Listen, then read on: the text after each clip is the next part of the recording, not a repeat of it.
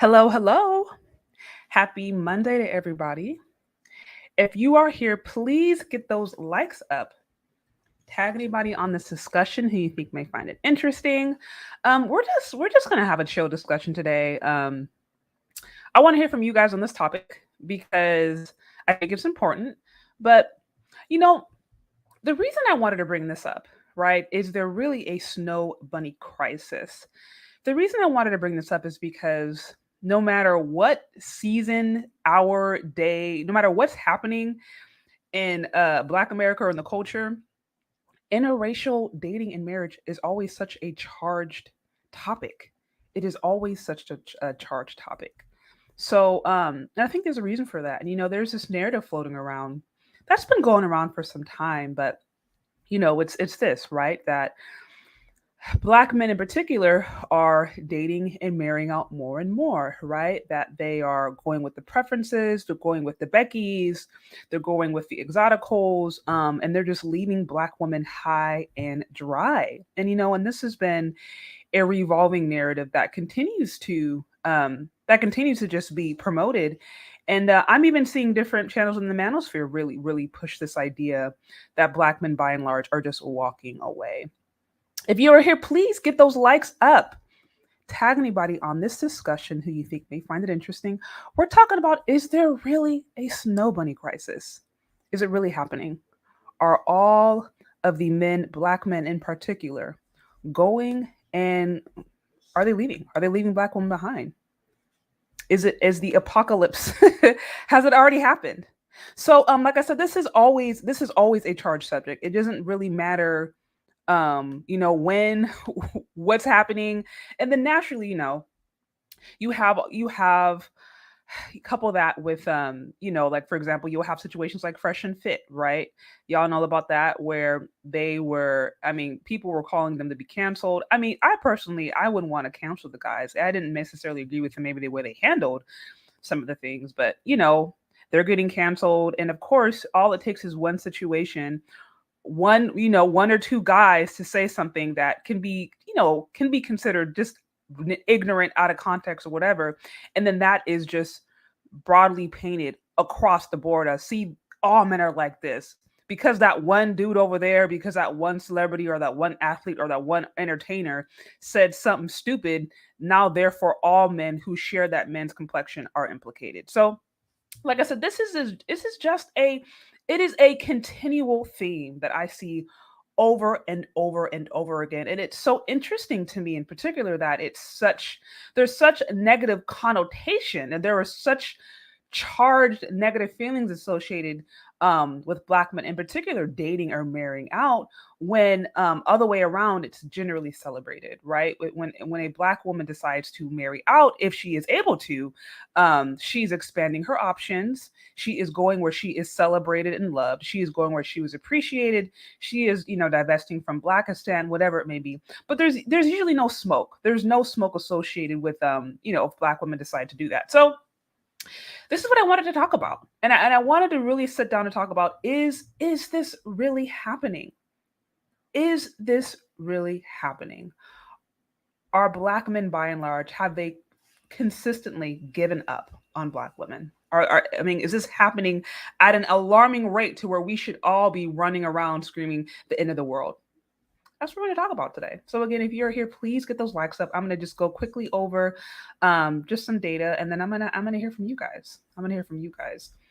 So today we're going to look at Black demographics. I'm sure many of you guys are familiar with it, or if you're not familiar with it, then this will be a great opportunity for you to learn about it. But basically what it is just a website that they pull their information from the US Census Bureau, right? And they basically go over things that are pretty relevant to Black America in particular. So also so we're gonna go over that. Actually, no. Before I share this, I want to briefly. I'm gonna do this. I want to briefly share what's going on in the community tab, because I shared a post earlier today, kind of posing this question, and I got some really interesting feedback. So actually, let me pull that up first, because I think it'll be interesting, just so y'all can see how people are feeling about this. Like I said, if you were here, get those likes up. And I mean, let me know what you think. Is there a snow bunny crisis? Or I mean, have black men just completely abandoned their women? Have they just completely abandoned the community, and they're just slaving away for Becky? I mean, is that what's happening? Okay, so let's go over this community tab just a little bit. Let me share this right here. Okay.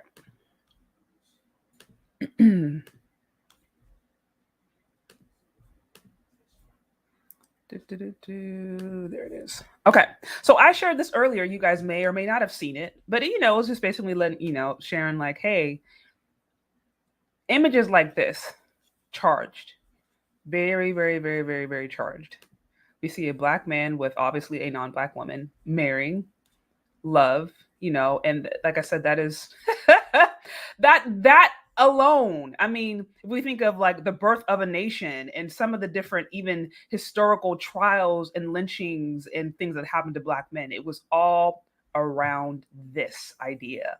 And this idea as we have it today can still cause some strong feelings, y'all. Let's just be honest.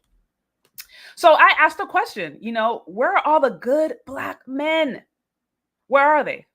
Are they with Becky? That was a question. So what did it? So it looks like we had about 180, 138 comments. So let's see some of them. Okay, let's go those first. Actually, no, let me do the most relevant. Sometimes that can be, yeah, this one that can be best. So I see here a black woman who's feminine, submissive, and fit in the sexual marketplace. No kids either. Wouldn't worry about it. But let's just be real. Lots of black women disqualify good brothers and go for the thugs in the neighborhood. I live in Paterson, New Jersey. I see it all the time in the Northeast. Also, I do Lyft and Uber on the side, and I always have deep convo with sisters, and the mass majority made horrible choices. I'm not bashing, but lots of good brothers are walking away. My girlfriend is black, and I'm grateful to have her, though. So that particular comment, we got 29 likes. I think he really hit on something. I think he hit on something that is rarely discussed and addressed, and that is the fact that women, we do have a part to play in who we end up with. We have a part to play in who we choose. I believe personally, in theory, right? There's somebody for everybody. This is assuming a person has the right expectations. This is assuming the person is, healthy, has a good understanding of where they are, where they rank in the sexual marketplace, for lack of a better term. Like assuming a person is primed, prepped, and ready to go to be in a long-standing relationship. There's probably somebody out there that would be willing to give them a shot. With that said, I this is just my personal belief. I think black women in particular, I just think that we're not really taught how to choose well, because when we look at our culture, in particular, like what is seen as masculine, what is seen as sexy, what is seen as desirable, it's generally it's very one-sided, it's very one-dimensional. It's usually like, okay, we see the athletes, right? The athlete entertainer type, or we kind of see the bad boy type. That's it.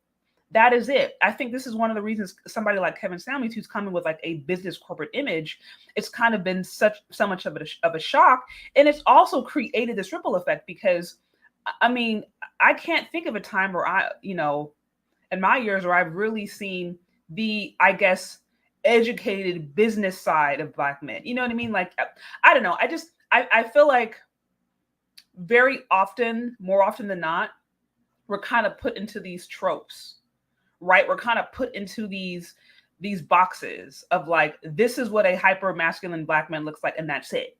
And it's very limiting because human beings are multidimensional. They're dynamic. They have a lot of different aspects of them. I mean, you can have a guy who can be, you know what I mean? He can have quote unquote thug tendencies and also have business tendencies at the same time. You can have the stereotypical pookies if you want, but you can also have, a really high business guy. But I mean, my point is black women make up, there's a huge variety of the kinds of black men that exist.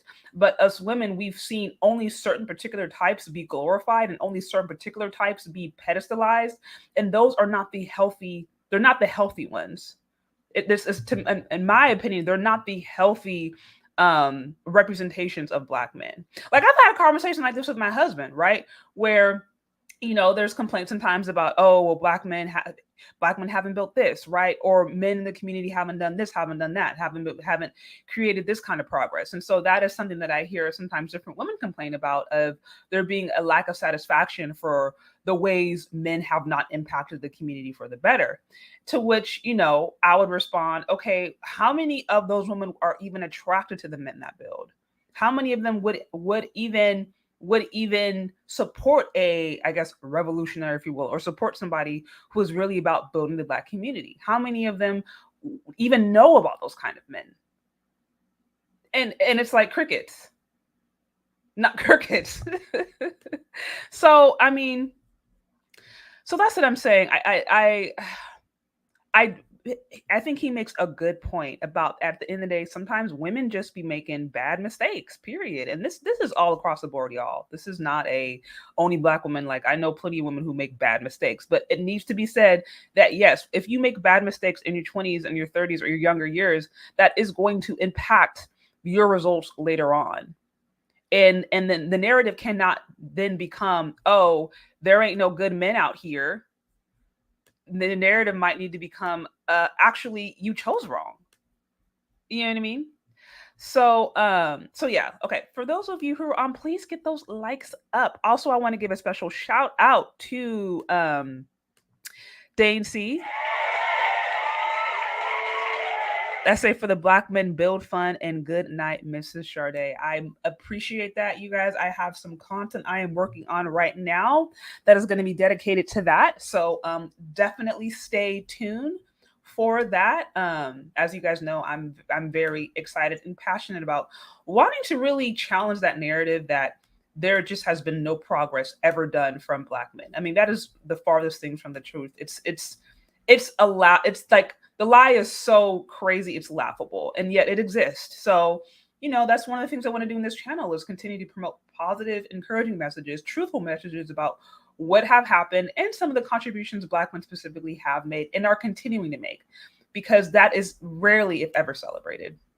Also, a special shout out to Eugene Steele with the 5 on the super chat. It says, there was a time when liking somebody outside of the race where it was based on the individual. Nowadays, it seems to be based on stereotypes. Very interesting point. Very interesting point. And here's the thing about it. When somebody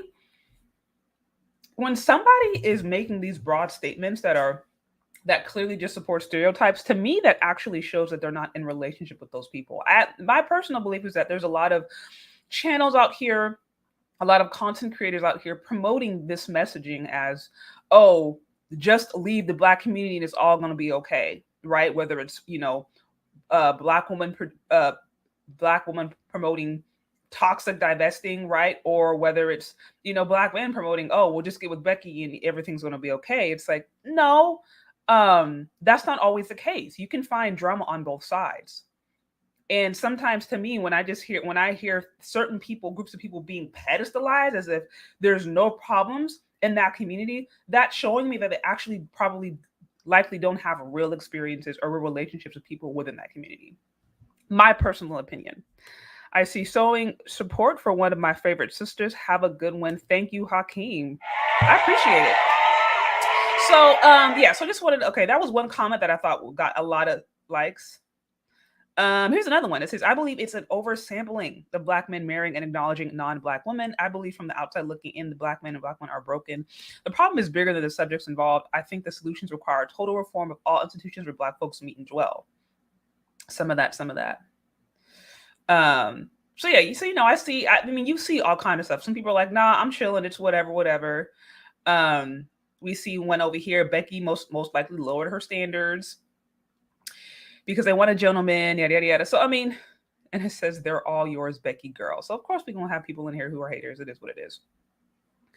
But then you have some also who were just like, you know what, honestly, my preference is Black woman, but I just feel like I've gotten burned. And low key, you know what I mean? When I'm around them, now I'm getting triggered.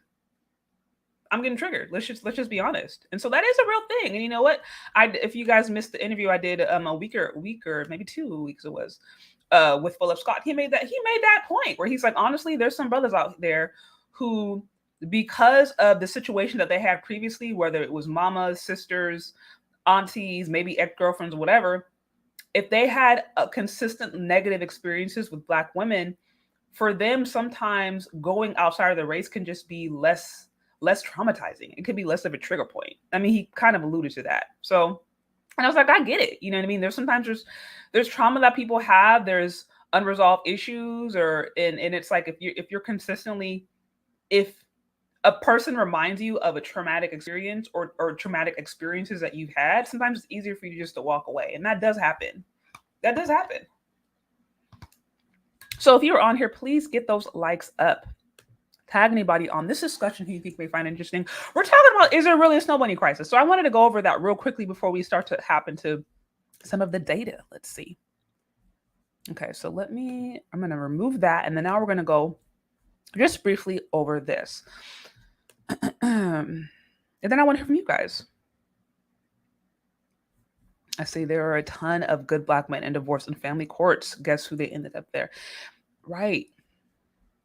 Yeah, there are. The family courts is just literally, that's something I want to eventually delve a little bit more into, because I don't know that women really understand how there's, especially younger generations, they're looking at what our parents went through and are going through. And some of them are just like, I'm not even interested. I'm not even interested. And, you have people who are being a lot more careful, looking at marriage laws, all those kind of different things. Like, that really is impacting the way some men, especially single men, are moving. And I don't know, either women are not maybe aware of that or they choose not to be aware of that. But that's certainly something I want to highlight. Shout out to Marco Polo with the $4.99 on the super chat. I see. No real snow bunny crisis, just more feminine women. Okay, now help me understand. Are you saying that the crisis is there being a lack of feminine women? I want to make sure I understand your point. Okay. So let's go over the stats.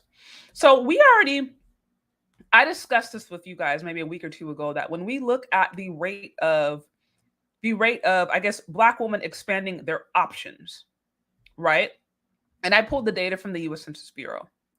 But when it comes to Black women expanding their options, it was, white men marry Black women. And again, this is nationally. Of course, we can maybe look at certain areas, certain situations, pull a celebrity here and there, look at a city that's urban. Yeah, you're going to find higher rates there. But when we look nationally, right, what's happening nationally across the board, white men are marrying Black women at a little less than 1%. Asian men marry Black women at a rate of about 2%. And then for Hispanic men who marry Black women, it's less than 1%. And so we looked at those numbers, and, as far as women divesting, expanding their options, as it seems right now, it seems to be very low. And so we talked about that over the last few weeks. I think I did some shorts on that and included that in some of my videos. If you guys haven't checked it out, check it out. Now we're going to look over here a little bit more deeply into this Black marriage in general.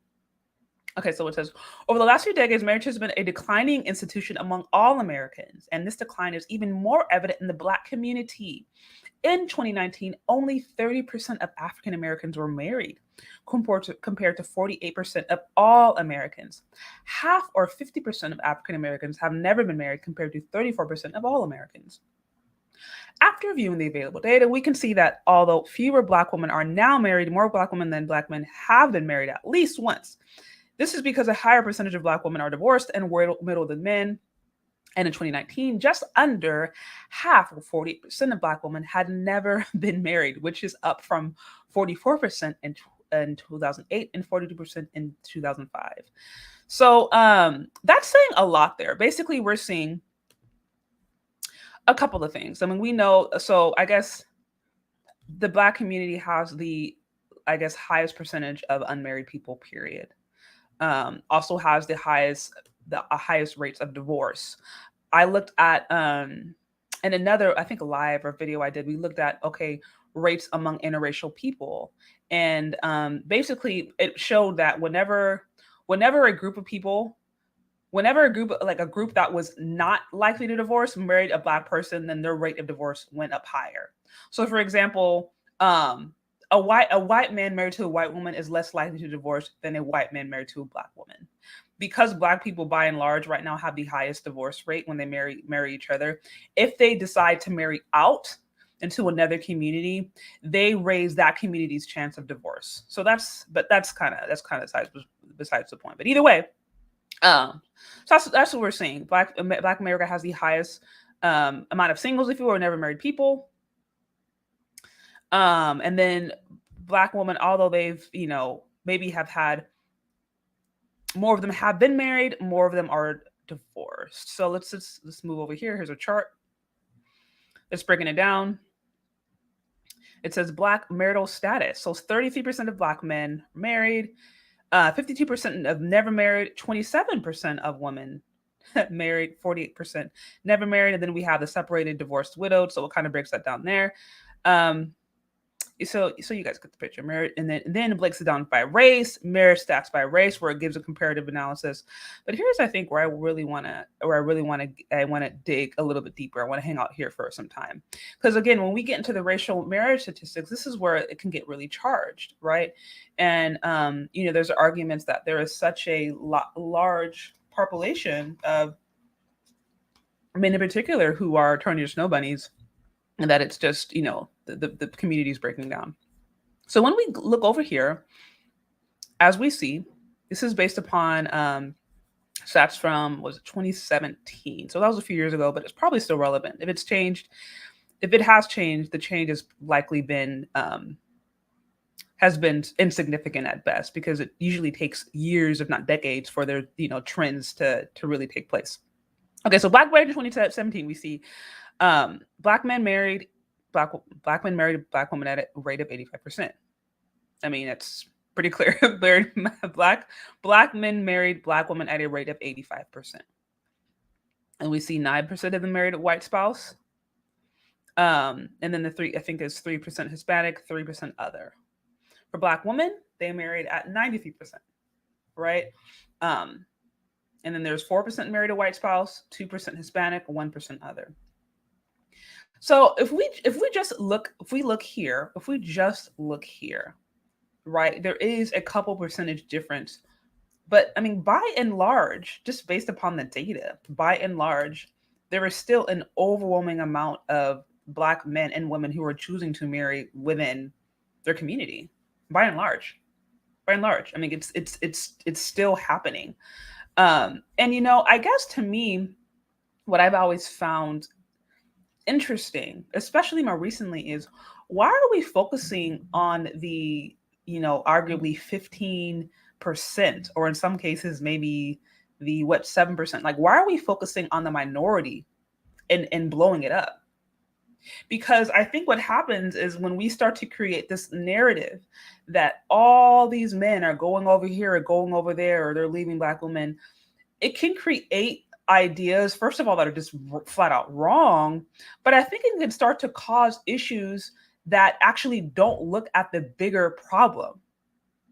Like, to me, just based upon this, the bigger problem is, okay, so since we're saying that black men most likely are going to marry black women, and black women most likely going to marry black men, that I don't know that the focus should be, okay, interracial marriage as much, or while the interracial marriage is so high and these black men don't hate black women. Based upon the marriage rate, black men are sharing their wealth and their access to resources, whatever, the most with black women. I would think it would make more sense to maybe focus on, okay, why are there people not choosing to be married, right? If we go back up here, it talked about how black people are the least, what is it? How, like, we're the least married. You know what I mean? So it's like, I think it would make more sense to focus on the things that we know are actually impact us on a wide scale. For example, we can look at why are many men and women not getting married? I think that would be a more honest conversation than, oh, all these black men are going for Becky. It's like, no, that's not happening. There's a higher percentage of men who aren't marrying anybody. There's a higher percentage of women who aren't marrying anybody. I think that would be a better focus.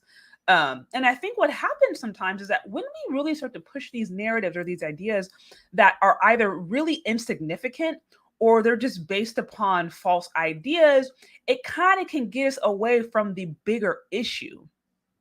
And I would argue that the problem is not that there is a snow bunny crisis, right? That there's all these black men out there who are just colorist, futurist, texturist, lightest, darkest, whatever it may be. And while that certainly does exist, I don't think that that is a pervading issue. I think a bigger issue might be, why are just men, and in some cases women, simply not getting married? What is causing that? And I think when we kind of push these certain ideas that if we just see out the gate are simply just, again, they're either untrue or they're insignificant, it takes our focus away from the real root problem. And I think there is a bigger problem going on, or another problem going on, than just, oh, black men just want Becky, so they're just not marrying black women. That has been proven false time and time again. I wanted to give a special shout out to those who have sent in a super chat. Again, I see Marco Polo. It says, yes, not enough. Okay. So yes, not enough feminine women in the black community. I hate to say it. Interesting. So it sounds like you are saying that the bigger issue isn't that black men don't want black women. It's just they're having a hard time finding women that they think are going to be helpful feminine companions. Okay. Also want to give a special shout out to Deanie, the $5 on the super chat. Also a monthly member. Really appreciate you. It says, unfortunately, there is a cohort of brothers who date out for anti-black reasons, but at least most of them are gone and doing their own thing. Fair point. I've said this before. I don't really have a problem. If a person wants to date interracially, okay, that's fine. If they want to marry interracially, okay, that's fine. The bigger issue is like, why are you doing it? Women that I know, for example, who have actually truly divested, quote unquote, or who have actually truly married out, they're not online. They're not online spreading propaganda. They're not online spreading male hating propaganda for that reason. They're living their lives. They're raising their kids. You know what I mean? They're in their community. They're doing whatever. Like, they're living their life. They don't have time to be going around spreading hate all day. They just were just like, oh, I just happened to fall in love with somebody who maybe he was Mexican, or maybe he was Spanish, or he was white, whatever. But they're not spending all their energy focusing on what they supposedly divested from. So I'm like, women that I know who have actually technically qualified to be divestors or who actually married out, they're not really doing that. So that's what I'm saying. For me, I don't necessarily have an issue with the interracial dating or marrying per se on either side. What I don't like is some of the propaganda that we hear, or some of these just sweeping generalities that we hear being promoted that are not based upon facts. I think that's where it can become really dangerous and, quite frankly, be damaging. Also, special shout out to Henry Luzi. I hope I said that right. First off, I hope I said that right. If I didn't, please forgive me. I see. I had many women approach me in university. None were black. Presumably, it would have been different if I were a drug dealer. Okay, I wanna touch upon that. Thank you for that comment. Just thank you for that comment. First off, so because you hit on something. So, for example, my husband's an engineer, right? And he has a lot of friends of his a lot of black male friends who are in that space. And I remember we have countless conversations with some of these different men in particular who have been like, hey, when I was in college, it was white women who were approaching me, or it was Chinese women who were approaching me. And there were certain black women that I wanted to date, or I wanted to, and they were dating the guys who weren't even in college. Like, there's certain colleges in particular that may be like in the inner city or urban areas. So they're like, yeah, some of these really beautiful women that we may have been interested in, some of these beautiful black women we were interested in, they weren't even dating college guys. Some of them were dating like, hustlers. They were dating men who weren't even, and it wasn't like, oh, they had graduated college. It was like they weren't even in the position to be seeking a degree. If you understand what I'm saying, like, they were basically dating dudes from the street. Those really pretty women, when some of them were dating dudes from the street, they were not interested in us. The ones who were interested in us were primarily non-black women. I've heard this from professional college educated men who are just like, while I was in the university, I wasn't even either I wasn't getting approached. If I was getting approached, it was from non-black women. And then when I would approach black women, they were not giving me the time of day because they were with men who were not even in college. Now, I can't say that this is everybody's experience, but I wanted to touch upon that because this is not the first time I've heard this. This isn't the first time I've heard this. And I just wonder how many men out there have actually had that experience. And if you've had that experience where it's like, hey, you're putting yourself out there, and but women who are showing you interest consistently time and time again, yeah, maybe they don't share your ethnicity, but they're showing that they are really interested. It's like, yeah, you were going to go with somebody who's are actually shown and demonstrated that you to them are seen as valuable. So I do appreciate you touching upon that, because I think that's that does happen. That does happen. Shout out to Dane C for the $5 super chat. I see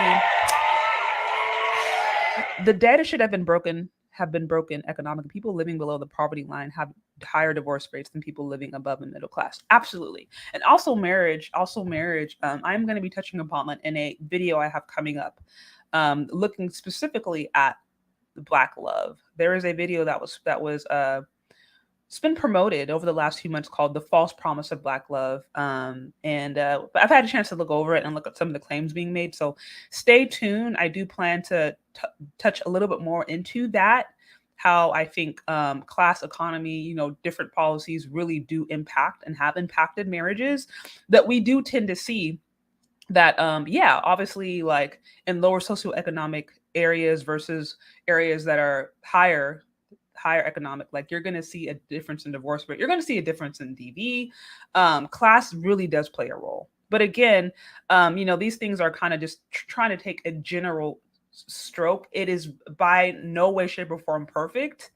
But it certainly does debunk the narrative that, like, hey, Black men all in all are just going away, or they're just going away.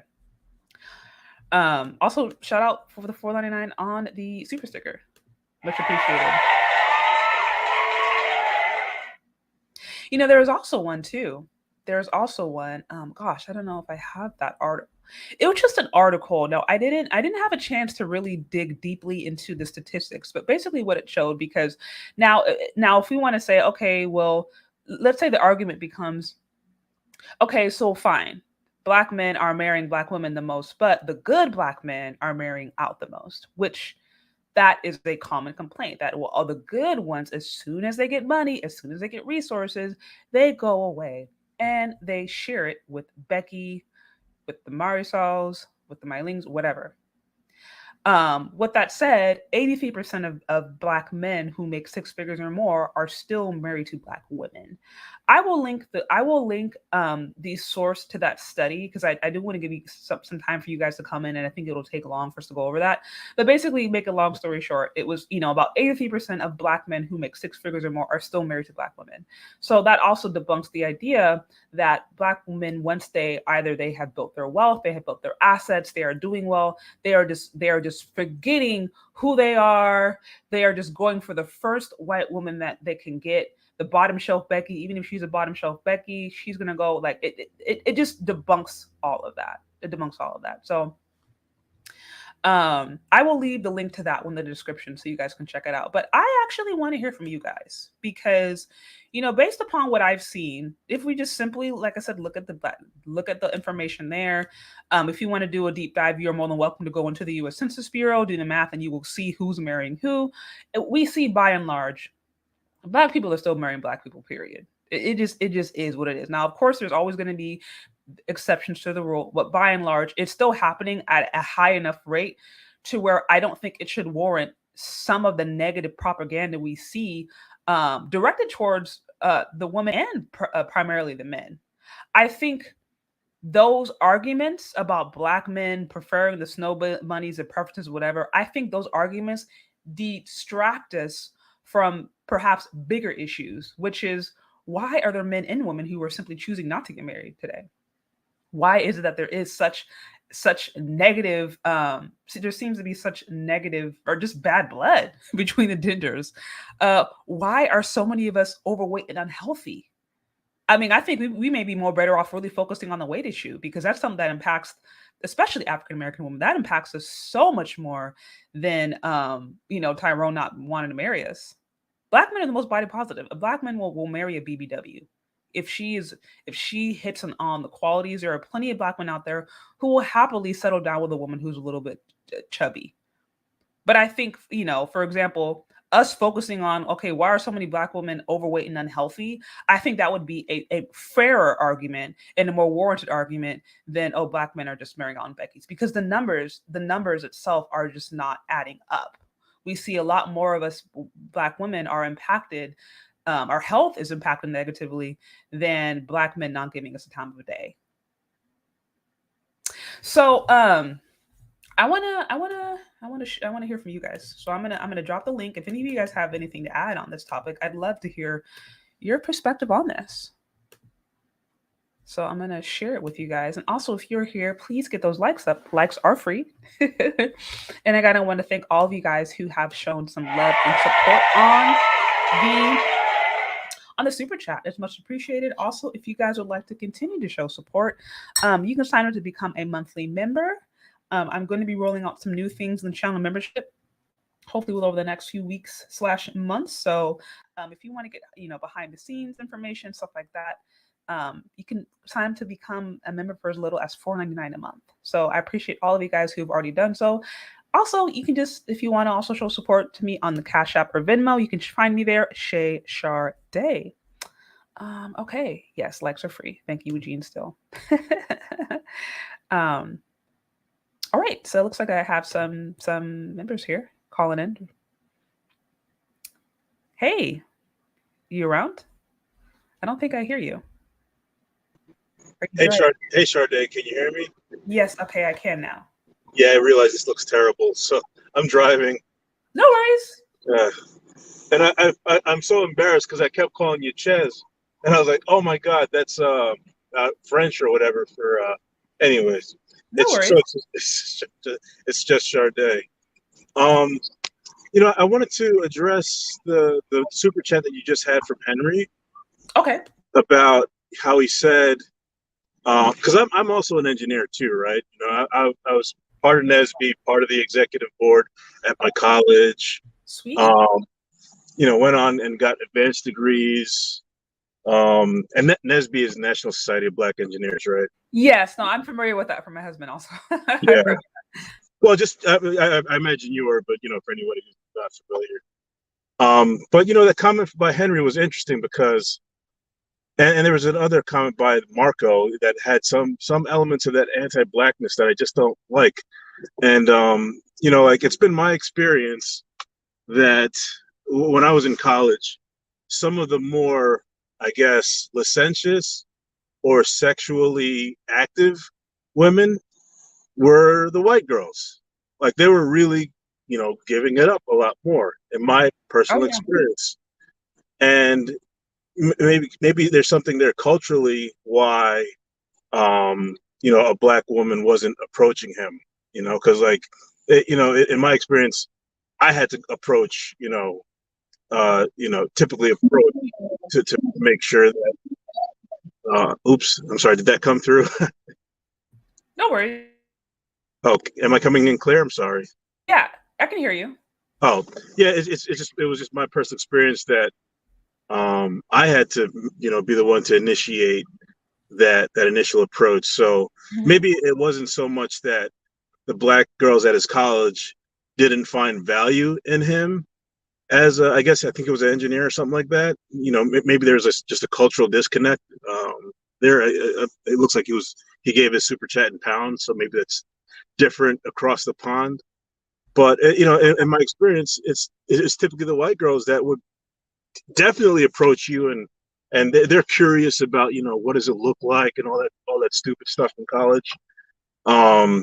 So I just want to kind of address that, that maybe it wasn't because black women just have this terrible value system that we try to perpetuate a lot, which some of that's true, but a lot of that is not true in my experience.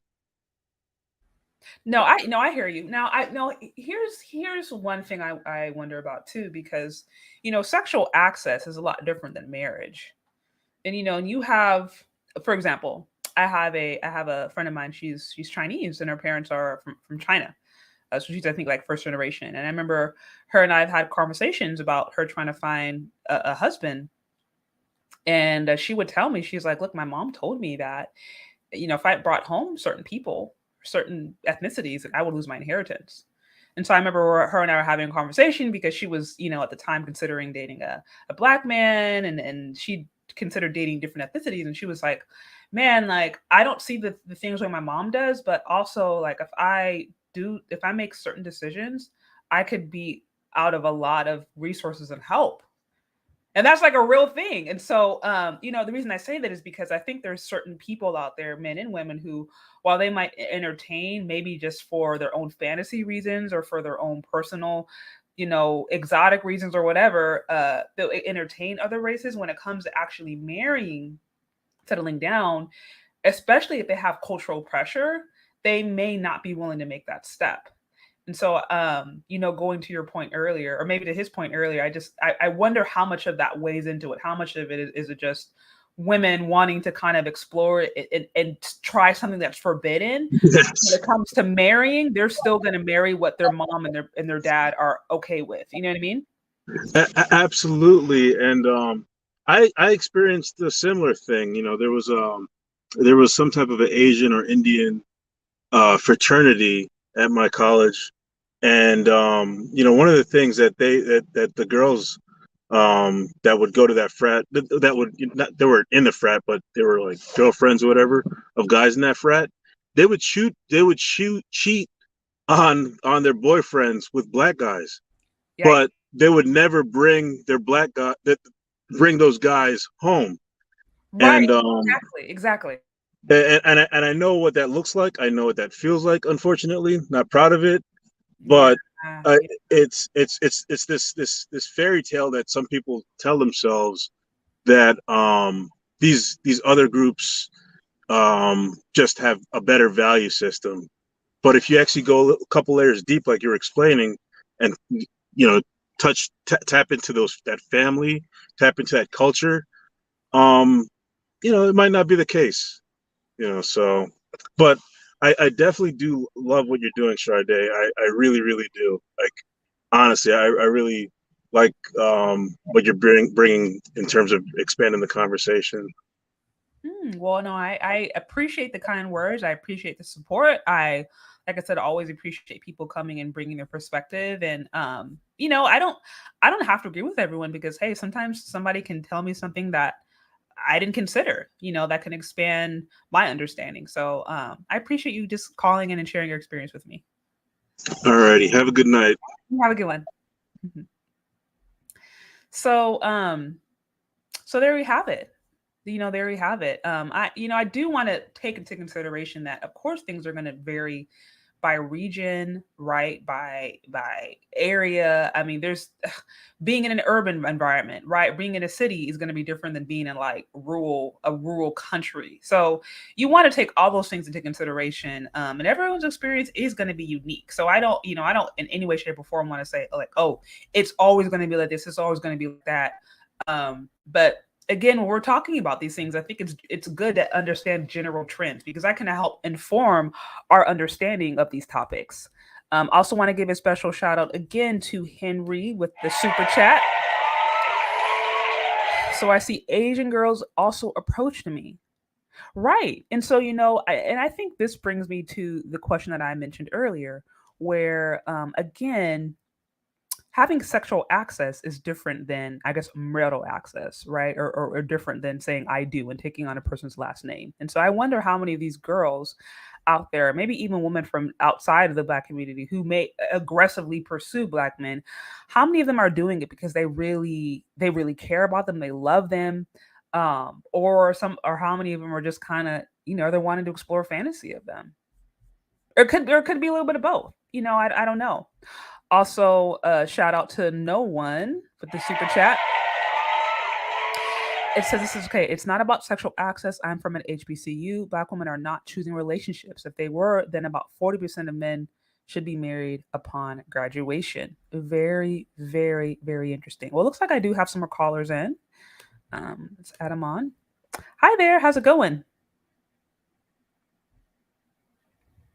You there? Critical reality? Hear me? I can hear you now. Awesome. Yeah. So I was watching and listening to your stream, and I gotta be honest with you, from my personal experience, yes, non-black women do approach black men Okay. at a higher rate than black women. Period. I mean, when I was Very in college, I had white, Hispanic, Asian, even Arabic women all showing me attention. And literally interesting. no black women at all even bother to look my direction. Very interesting. Very interesting. I mean, it's not even a joke. It was literally no attention. And just like your previous caller said, yes, some of them had the fantasy, but from my experience, most were willing to not only talk to me, but they were willing to take me home. I mean, I even had an Italian girl uh, literally look at me and take me home, introduced me to her parents, and they and literally said to them, "This is the guy I'm seeing." So I can definitely agree with what Henry said earlier, and from what I've seen, I'm not the only black guy who has experienced that. I mean, my brother and I are both married to non-black women. Okay, so you're saying in your experience, non-black women gave you more attention and more, I guess, whether you want to call it feminine energy, feminine companionship. Absolutely, Okay, absolutely, very completely, interesting. completely, and don't get me wrong. I mean, listen, I completely and utterly tried to talk to black women Mm, completely, you know, but they shot me down at every turn. Usually they were going for, that one hood dude, who had all the quote unquote swagger, all the quote unquote street cred, and usually they were all, and no joke, half of them were pregnant before its junior year. mm. I'm not even joking with you. So that experience is absolutely true. Well, see, Absolutely true. and this is what I think, I mentioned earlier, because so often when we're having these conversations, it's so easy to just come to a general, to just like really try to simplify things and just say, oh, well, all black women don't like black men, or all black men don't like black women. You know what I mean? And just make these really general, sweeping statements. And it's like, and it's so much more nuanced than that. And, I have to wonder how many men in particular shared your experience of being like, hey, I didn't, it's not like that I didn't like black women or I didn't want to date them or wasn't interested. I got the most consistent positive reaction from non-black women who were willing to pursue me and work with me. And Absolutely. and I just wonder again how many men, if they find themselves in an interracial relationship or interracial marriage for that matter, it's not because they were just hating, it's because okay, this is their experience. Yeah, I Uh, mean, like I can tell you, like I actually knew several black men from several black fraternities, and I can say here and now they all tried. The vast majority of them did marry out, but they all tried to get with black women first, and they were all shot down. Every so single one. so I'm curious now. Do you know any black men who were just like I just don't like black women. I don't like the way they look. I don't like their hair. I prefer lighter skin, or I prefer this body type. Like, do you know of any black men who were just like I Yes, don't like the way black women look? yes. I mean, I do know a couple who Okay. they don't like dark skin. They don't like how maybe their hair, but the vast majority who don't like them now don't like them purely because of the attitude. And then one thing that I've also noticed is that a lot of these women will then turn around when, let's just say hypothetically, an interracial relationship doesn't work. They'll Okay. turn around and they will use that as an excuse to bash that black man further. They'll take it and look at it and say, "Ha, you tried to essentially get away from us, but it didn't work out there either." it must be you, when they don't know the particulars of that, situation. It could be, for instance, for my first relationship, the Korean woman that I was talking to actually had to relocate. But I never got flack. I never stopped getting flack from it because many of these women were like, "Oh, well, listen, it didn't work for you, so clearly the problem is you." And if they were to maybe step out and get with a white guy or a Hispanic guy or an Asian guy, Arabic guy, they would throw that in our faces to the nth degree. And it was like, why are you doing this? I'm not trying to compete with you, but you're definitely trying to compete with me.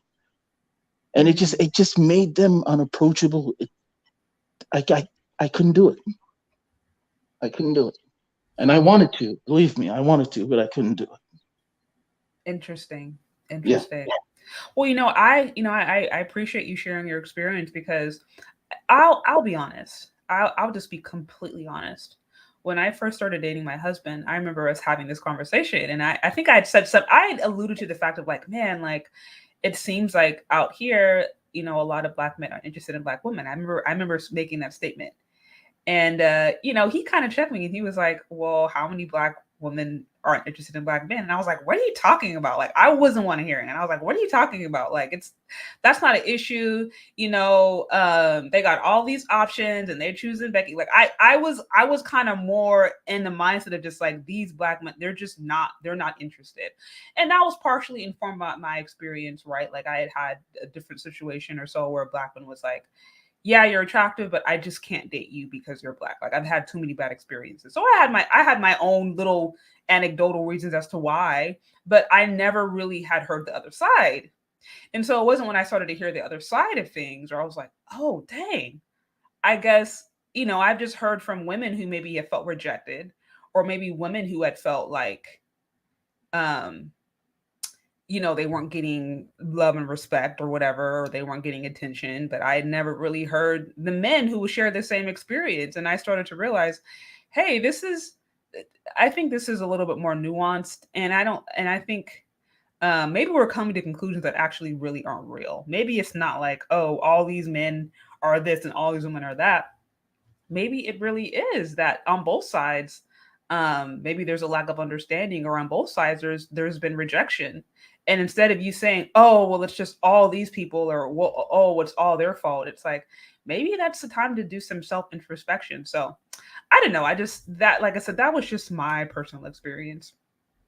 If you guys are here, please get those likes up. Looks like I do have another caller here. Hi there. How you doing? Good. How are you? I'm good. I'm good. Just giving my 2 cents. Yeah. You touched on something that was really important in regards to, we've been made for all these years to why men date out, why men are, the Beckys and all this stuff. And we've all, even men, we've all like, the man is weak and, he's just dating her so he can just take control and control her, or he's married big Beckys and stuff like that. And nobody ever asked the men. Nobody ever asked the men themselves, hey, and if they do say why they do, it's all BS.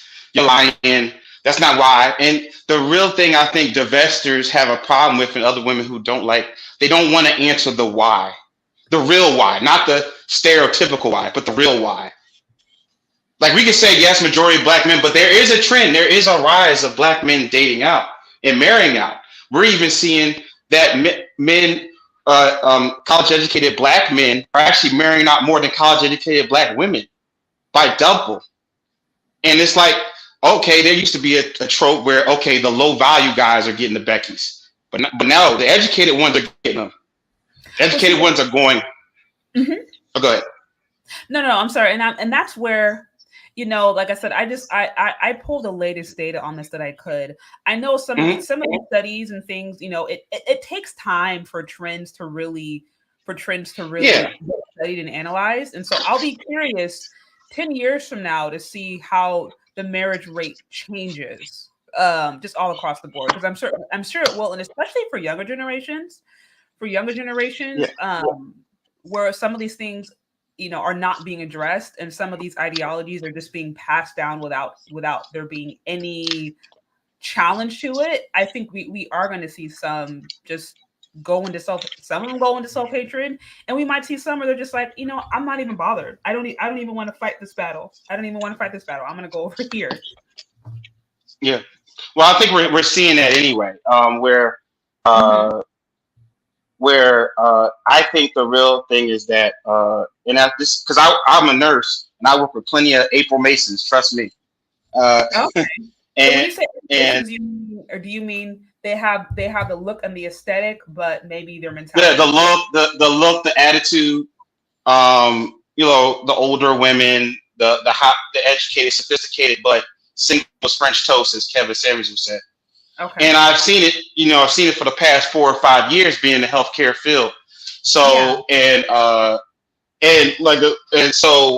then they'll complain about men all the time, but that's a whole nother thing. So I would say that from my experience, the real reality is that, and it's a harsh truth, unfortunately, that there's a large collective of Black women that just don't want us to submit to any man or be under the leadership of any man. That's the real truth. All this other stuff about they go into the Beckys, there's a portion of them in jail. There's down low ones. There's all this, because if you put the right guy that matches all the criteria in front of him, I guarantee you he ain't going to marry him. So so it's easy for me to sit here and be like, I can't find a wife because there's a bunch of baby mamas out there, and hood rats and all this stuff, and OnlyFans. Like, I could easily just sit here and just make that excuse. Yeah. And there's truth to what they're saying, but if you go down them directly, specifically, if I ask Cynthia G, go down, let's follow your dating relationship history, and I guarantee you it's a whole bunch of mess. They ain't got nothing to do with the majority of Black men. And what they do is they get global. They go globalism. They go everything but them, what everybody else is doing but them. If you go to specific, okay, I get what's going on with everybody else, but let's talk about you. So it's a lot of not inner reflection, but a lot of outer reflection of what everybody else is doing. You ain't never been through domestic abuse with any Black man. You never even dated a Black man, but you got all this smoke for Black man at 22 years old. Yeah, well, at that point, it's passed down. And they have followers who are older than them, and yes, girl, and all this stuff. I'm like, really? Right. Well, talking about a particular person too, but sorry? I'm talking about a particular YouTuber, but yeah. Oh, so yeah. It's like. Yeah, and again, that's what I'm saying. When you start to see young people who don't even have the experience promoting some of these ideas, then it's not really coming from them. At that point, this is something that's being passed down. And that's why I'm like, no, I think it's good to have these conversations and actually try to look at what is truly going on. Because if we just, I think, believe propaganda or just blow things out of proportion or just blatantly believe lies, then we're actually not addressing the real issue. We're not really getting to what is truly going on here. So and then one last point is that there used to be, and I thought it was always the case, okay, these are coming from ideas from women who are in fatherless homes, dad's not there, so they have a certain perception of men. No, we're starting to see women, period, in nuclear families with black mom and dad. Dad's a hard worker, and they still got these ideas about Black men at 20-something years old. It's like, wait a minute. You ain't never missed a meal, had a good father, and you still got the perception of Black men as a whole? Yeah. Well, my dad is different, and he gotta be like my daddy. Other than that, if he ain't like him, he falls in line with everybody else, all the other Black men. So it's like, why should we?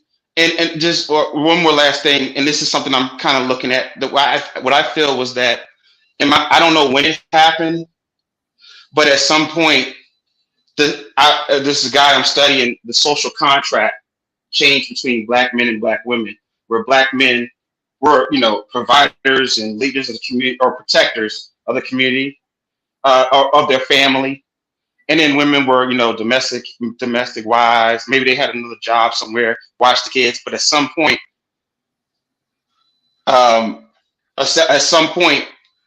things got added. Like, okay, now you gotta something got added as far as the weight.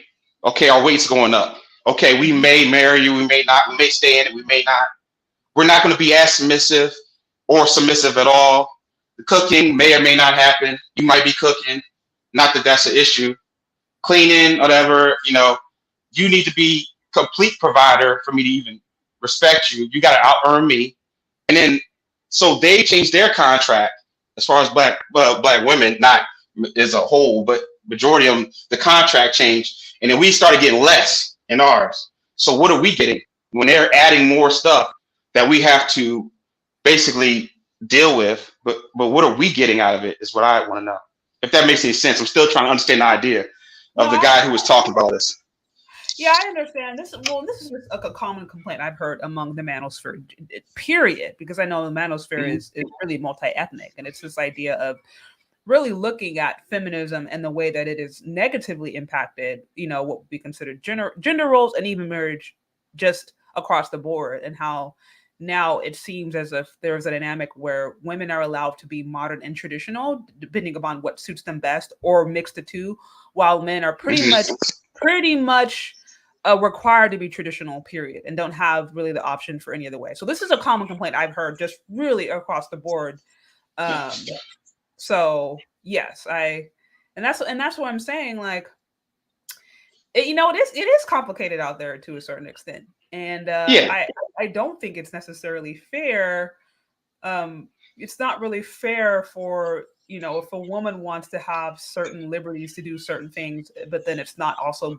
A man isn't also required to have the same liberties. Like, I mean, if we really want to be equal, he gets shamed for liberties that he wants to at least address or something. Well, can I date out? No, and if you do, we're gonna shame you for it.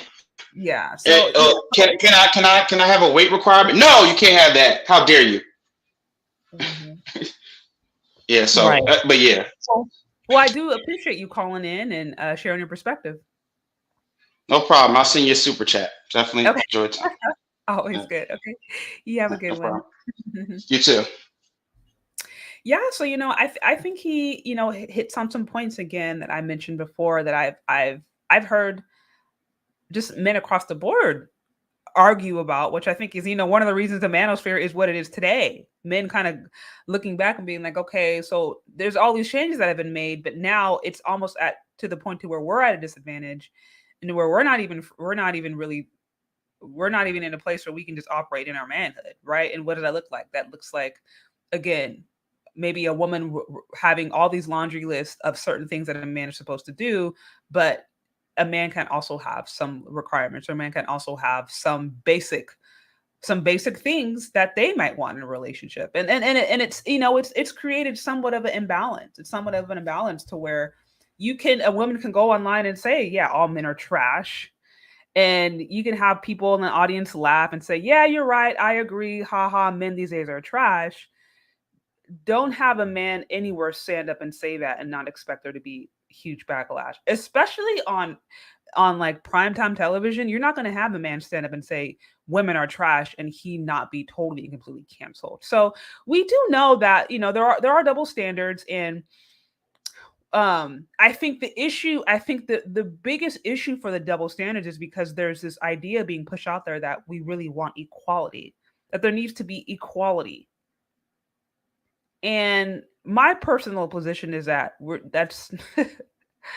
I don't really think we truly want equality, because if we want equality, aka sameness in some regards, I don't think women are ready to be treated the way men are in some of these different situations. But that, that's another conversation. I don't want to get on too much of a tangent. I do have one more caller in here, and then we can wrap this up. Hey there. Hey, good afternoon. How are you? Good. How are you?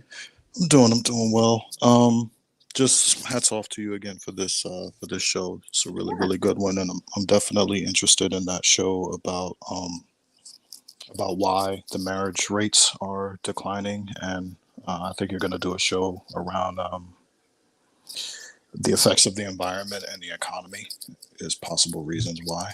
Um, so I'm looking forward to hearing that. I wanted to put a couple perspectives out there because I've had the fortune of living in like several parts of the country, Hmm. and so I'd like to throw in like geography as a factor, like Okay. where you know like where you are.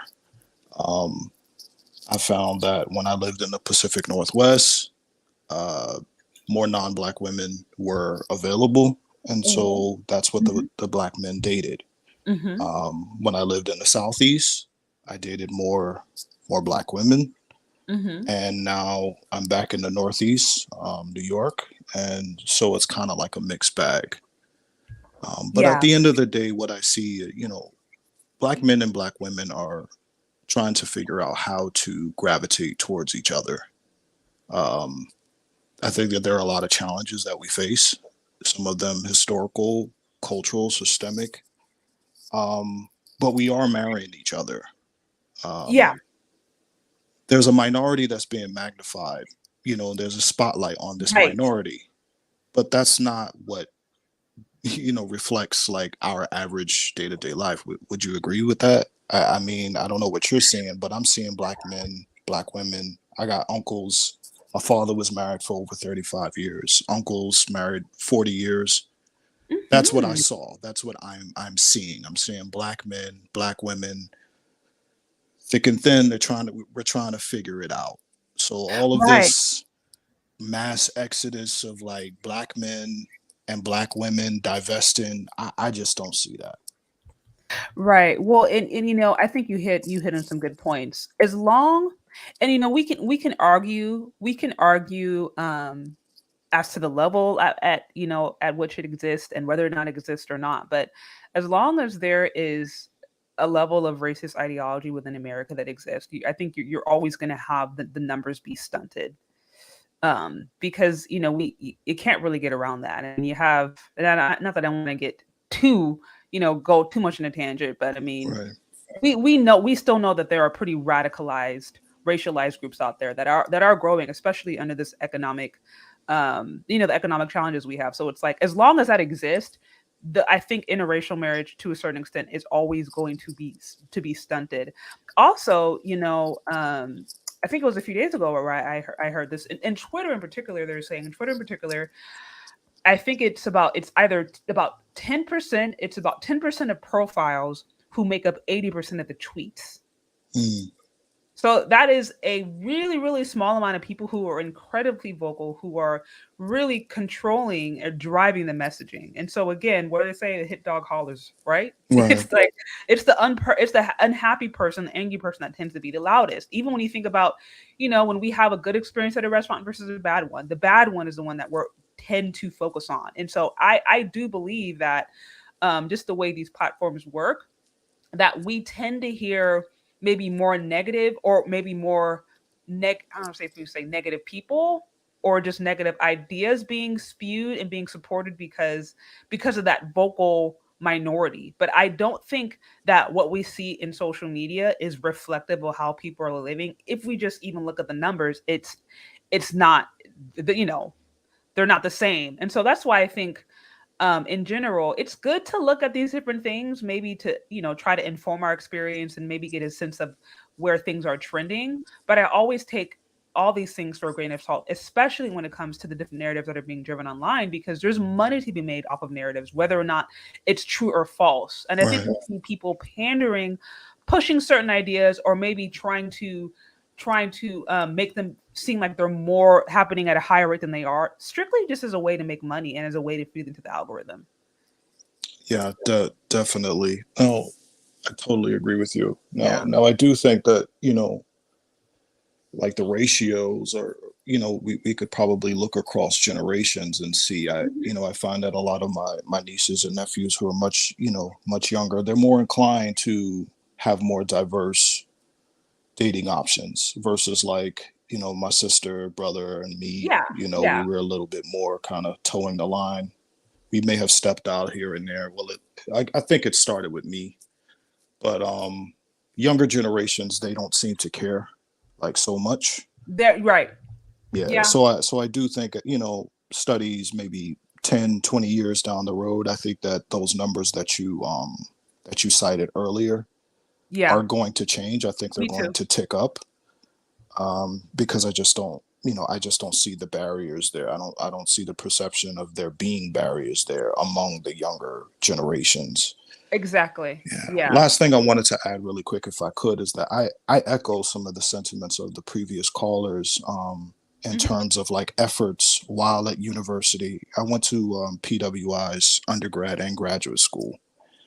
And there were a lot of brothers, man, that were making efforts to try to get at sisters, and they just weren't feeling us like that, and so I wanted to insert into the conversation like ideas of masculinity, perceptions of Mhm. masculinity.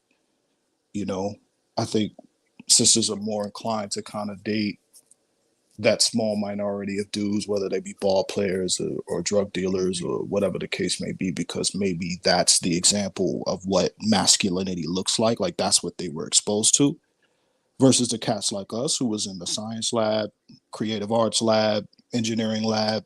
They weren't really rocking with us like that, you know, Okay. and we found it very, very difficult. Now, some of, my friends, they went ahead and crossed that line, but a lot of us, we held out, and those were some very lonely years. Mm. So I would encourage sisters to really have a conversation with themselves about like what is my idea of masculinity? Like, where did it come from? And why do I gravitate towards the men that I do? Yes. No, I think you really touched on something that I actually um I am planning to address specifically that topic. And there's different studies, I think sociological studies that have just positioned this in general where it just tends to be that women, a large percentage of women go after a small minority of men. Yeah, Generally the men that are considered either, the most masculine, the most attractive, the most, however that culture considers high value, right. right? And so that's pretty consistent across the board. I just think us Black women in general, we've been socialized in such a way, and encouraged in such a way to look after things that are not necessarily the healthiest. And I do think that does weigh into some of just the general experiences that we are having, and even just some of the issues we see today. Right. So, Yeah, and it varies throughout the diaspora. Like, because right, I noticed that, you know, in college, I tended to date more women from the continent and the Caribbean yeah, who kind of valued, well, at least what I saw, right? right, Like they tended to value men who were in the library. They dated, definitely. the athletes and stuff like that too. But, when I did date Black women in undergrad and grad school, it tended to be women from other parts of the diaspora versus like Americanized or American born and raised women. Um, Right, right. yeah, so that, there's some diversity there in terms of ideas and stuff. But yeah, so I just wanted to contribute that to the conversation. I appreciate it. Thank you for having me up. Yeah. No, thank you for calling in. Thank you for calling in. All right, talk to you. Yeah, so I think this has been really informative, really interesting. For those of you who were just, maybe a little bit later to the stream, just kind of to recap real quickly, we asked a question: is there really a snow bunny crisis? Is there a large percentage of men, self-hating Black men, who are specifically going after snow bunnies, aka non-Black women? And is this creating a huge problem within the Black community? We looked at the numbers and saw that across the board, the numbers just simply do not support that. The majority of men, really of all income brackets, of all, from different classes, high earning men, working class men, all across the board, Black men just by and large are still marrying Black women at the highest rate. It is what it is. Now, that's not to say that this trend maybe isn't changing. We'll know maybe within the next few years, decades, but as it stands today, the majority of Black men just are still with Black women.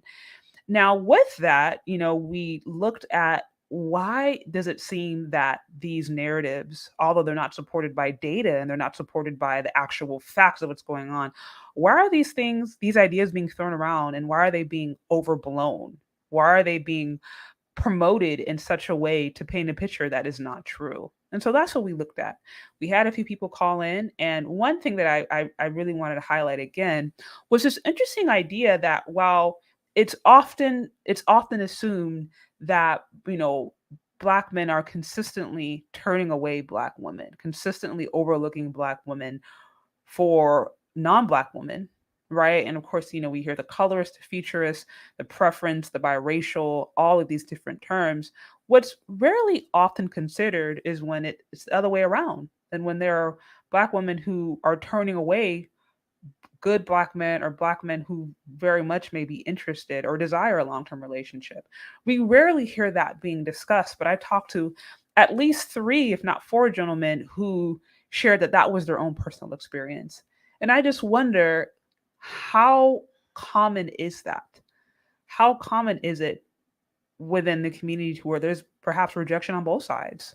Or there's rejection more on the side of women? I don't know. That's something that's very rarely addressed and very rarely explored. So I do appreciate everybody who called in and gave their talk on it.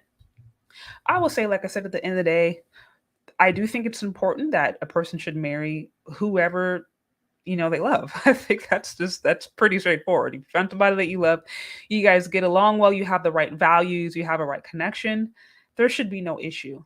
I do have issue though with pushing ideas and pushing messages that are just wrong, and that I think are promoting propaganda, and that could be promoting hatred and division.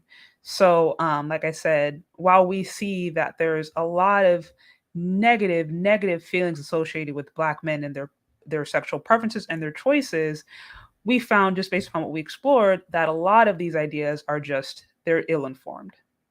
They're ill-informed. So that's what we went over. That is what we went over. I do appreciate everybody who called in. I appreciate all of you guys also who showed support on the super chat. I also appreciate all of my monthly members, my monthly subscribers. You guys are awesome.